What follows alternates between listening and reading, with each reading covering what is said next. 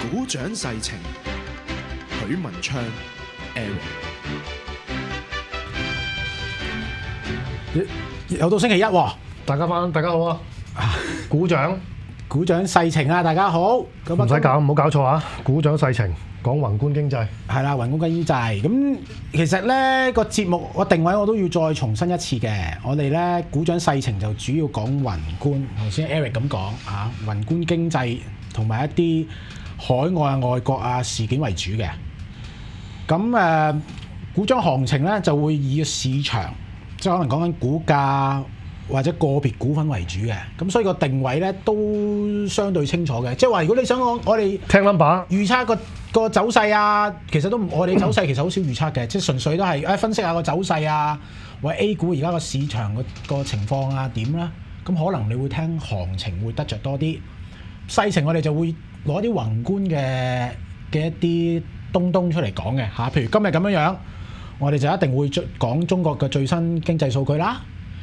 講國企央企合併，國企改革啦，講呢個 SDR 啦人民幣會被納入可能會被納入呢個國基會國際貨幣基金組織嘅呢個特別提款權嘅籃子裏邊。係啦，咁當然啦，最後一環咧，我哋今日咧都會講個特別嘅商品嘅，就講鑽石咁所以咧，你見到我哋嗰個主軸咧喺個細情嗰度咧，就會講一啲好宏觀啊、macro 啊嘅一啲東啦。不過首先咧，咁有啲人唔係話鑽石關股票咩事啊咁樣？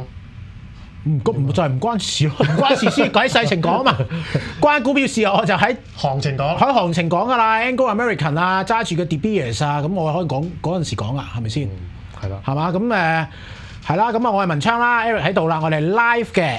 咁 live 係啦，以後啲人聽可以就清楚啲啦，8至9啦，唔係，所以我就話我都會盡量睇下會唔會加強多啲互動啦，同啲即係特別嚟上嚟chat room支持我哋，大家可以去呢個 Good Talk 嗰邊就可以睇到個 live 㗎啦嚇。喺 YouTube 就喺 Good Talk， 係啦，喺迷網嘅現場視像直播或者聲音直播，撳一撳現場視像或者聲音直播都可以聽到嘅，係啦，睇到嘅。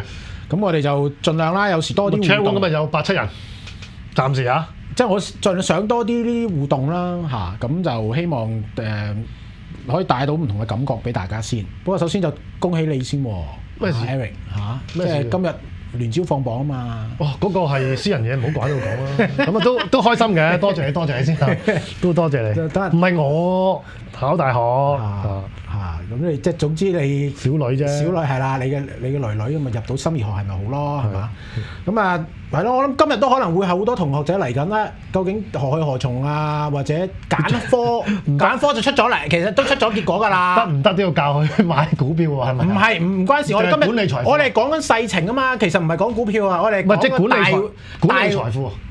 管理財富啦，同埋嗰個大圍對嗰個經濟嗰個觸覺。管理財富其實你都要知道大圍嗰觸覺嘅喎，其實都冇即係冇兩樣嘢啦。即係如果你話管理財富，然後好由bottom up 喺個別股票上嚟嘅，咁你可能唔需要太多聚焦喺嗰個細情嗰度咯。唔係呢個就有啲網友或者啲 fans 同我就話我哋。其實我哋應該集中啲講啲 number， 細個喂大佬啊，你嗱聲俾個 number 嚟賺錢啦，最好你知係嘛？係啊，去行情咯，都有㗎。但係都係難嘅。不過咁樣，但係我哋知道，即係話，就算你 even 你想你個股票或者你想買一隻好嘅股票，你都要喺成個宏觀經濟同都有啲得着或者有啲即係有啲 knowledge 先得㗎。如果唔係咧，你自己井底之蛙就揞住，即係好似譬如你中共咁樣，佢係咁喺度救，佢都知道外圍發生咩事先得㗎。佢唔可以自己喺度係咁喺度係咁泵。同埋即係好簡單，即係你譬如演2到0咁樣唔得㗎。好似我見到個別嗰啲零售股個估值而家個股價唔高喎，係嘛？點解息率咪好高啊？咁樣咦？咁你就可能衝咗去買啦。係啦。咁你冇考慮到成個宏觀經濟內地嗰個係啦經濟放緩，同埋內地打貪亦都導致啲灰色收入大下降，咁令到真係有個別嗰啲銷售係受到呢啲情況影響㗎嘛。咁呢啲你就需要可能要多少少宏觀方面對世界或者對中國而家情況嘅理解，咁你先可能做到一個比較全面嘅分析。咁你唔會去零售股買嘅時候咧，原來原來仲有一跌㗎，個估值仲會升翻上去嘅，因為業績倒退，咁就係因為你冇考量過成個經濟周期。係啊，你即係買嗰陣時，你買某一隻嘅 number 或者某一個股票嘅時咧，你即係成個分析啊，成個考量都會其實好其他 factor 會其他因素影響到你去考慮有冇錯啊啱啊。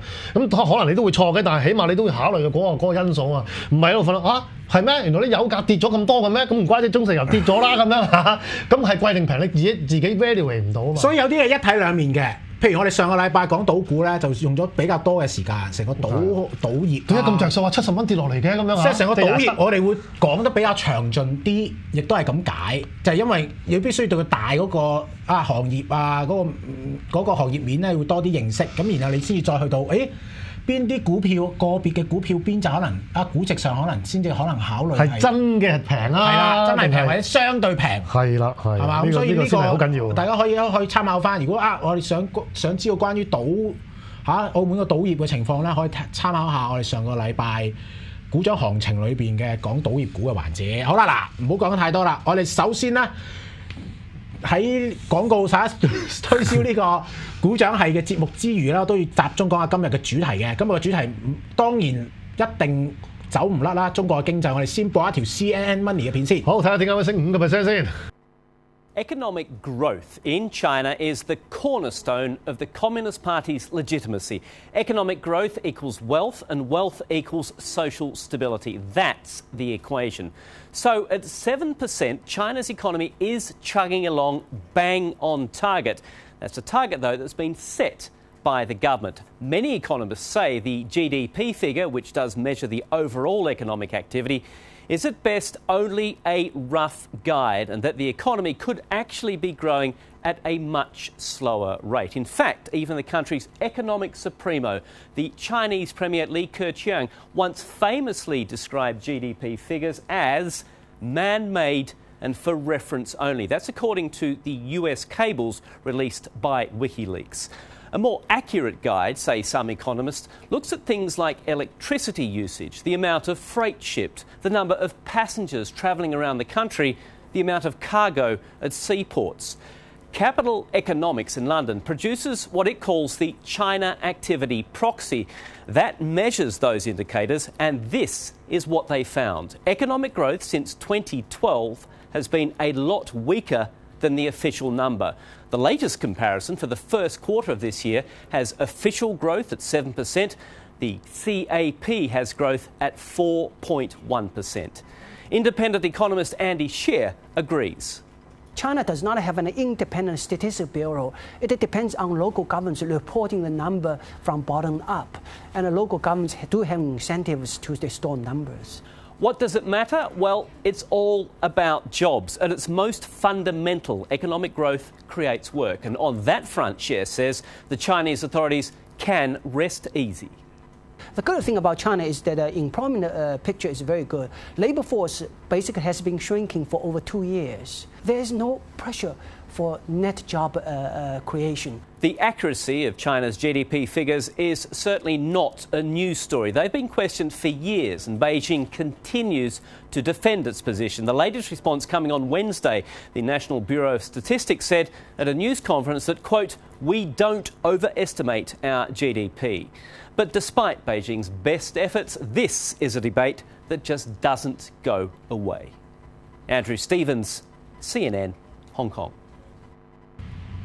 嗱，呢條片咧就唔係最新嘅不過咧佢裏邊咧就都引用咗譬如前大摩經濟師謝國忠嘅訪問啦即係話喂中國嗰啲數據咧其實都係由各省咧係做上去嘅咁所以就有好大誘因啦，因為考核同呢個中共官員嘅考核係有直接關係，有經濟表現，咁所以咧佢哋係有嗰個誘因咧去做數嘅，咁亦都裏面提到啦，喂嗰一啲經濟數據啦喺所謂嘅克強指數因為李克強咧之前曾經喺遼寧省做書記嘅時候咧，係採用呢個耗電量啦、鐵路貨運量啦，同埋個銀行貸款咧係做指標嘅。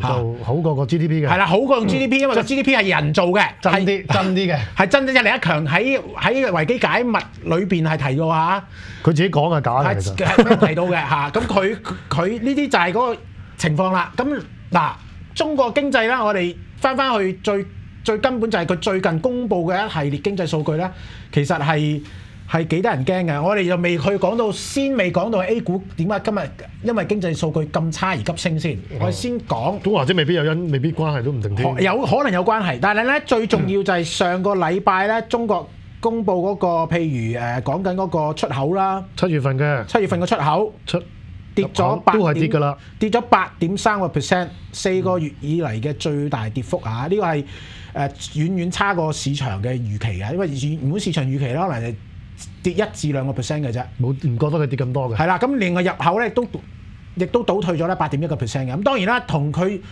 之前上年嗰個基數咧都有關，因為上年咧係突然之間咧神奇咁同月咧突然之間神奇咁咧係急升咗接近2成嘅。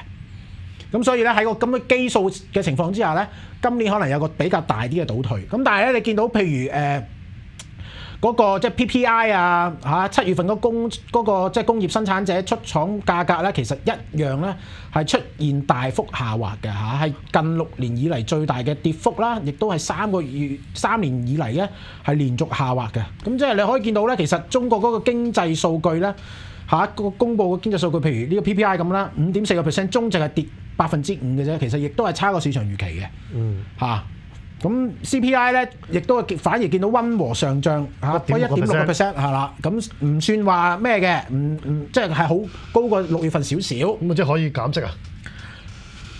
係啦，呢個咧就可能係其中一個，即係今日無厘啦位爆5%上去。內地嘅股市咧突然之間急升嘅其中一個理由，就係中國嘅經濟數據咧好差。都係有呢個可能性都大嘅。中國經濟數據好差，呢個毋庸置疑㗎啦。即係頭先譬如 CNN 嗰條片咧都話，喂，如果採用喺一系列嘅周邊嘅官方數據，譬如用電量啊，譬如呢個即係鐵路運輸啊、銀行貸款等等咧，實質而家其實好多嘅國際經濟學者、經濟學家咧，其實都認可目前中國嘅實質經濟增長可能只係得5%。都唔到頭先講好似4點幾。咁嗰個咧係即係頭先嗰個咧 CNN 嗰個咧係更加即係嚴謹啲啦，個數據可能話佢話精準啲啊，4點幾就話可能得4嘅啫。你話1到2都有嘅，咁啊誇張。1到2都有嘅，都有人咁樣估嘅嚇。咁所以即係我諗呢個係幾客觀嘅現實，就係中國而家目前嘅經濟咧的確係出現咗一個放緩，但係呢個我同你都一早都同意，即係我哋一早已經講，其實就中國經濟係做出嚟嘅好多數，個實質嘅放緩亦都好嚴重。自從打貪，唔係我哋㗎啦，個個都好同意經濟啲工作都唔係有好多人唔信㗎，都係做出嚟。而家就開始廣泛相信啦，即係而家佢譬如第二季公佈話7%嘅增長，而家冇人信㗎嘛，同第一季一樣都係7%。即係其實咁啱嘅，咁啱，即係其實冇人信㗎啦嘛。每一個季度都係7%。即係早2年咧，啲人都話喂，即係都會淨係用官方嘅數據㗎。佢而家唔會講到喂，而家係講緊喂最少2%嘅差距啊。而家係啲即係經濟學家啊，或者所有經濟師已經係講緊實質個經濟，喂係真係比想象中係差㗎啦，已經係篤定。好肯定，因為同周邊嘅數據都好肯定，中國經濟係有造數嘅嫌疑嘅。好，翻嚟再講。OK。